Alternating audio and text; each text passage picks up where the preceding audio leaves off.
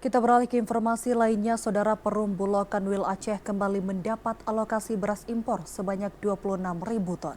Alokasi ini merupakan kuota tambahan di luar 6.600 ton yang sudah dikirim sebelumnya.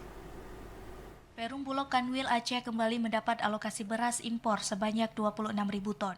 Jika sebelumnya 6.600 ton sudah dikirim melalui Pelabuhan Malahayati Aceh Besar, maka selanjutnya Perum Bulog Kanwil Aceh akan mendapat tambahan 26.000 ton beras impor hingga Desember 2023.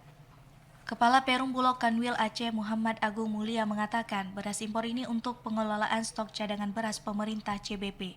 Nantinya akan disalurkan sebagai bantuan pangan kepada keluarga penerima manfaat, KPM operasi beras atau stabilisasi pasokan dan harga pangan.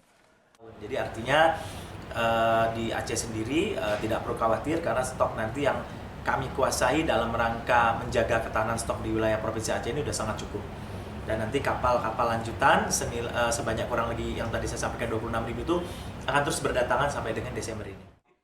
Muhammad Agung Mulia merincikan jumlah beras Thailand dan Vietnam sudah diterima Perum Bulog Aceh 56.000 ton, baik yang masuk melalui Pelabuhan Malahayati Aceh Besar maupun Krungkekuh Lok Semawe. Karena itu kapal lanjutan yang mengangkut 26.000 ton beras impor akan terus berdatangan sampai Desember 2023 sehingga total yang akan diterima Aceh sekitar 88.000 ton lebih.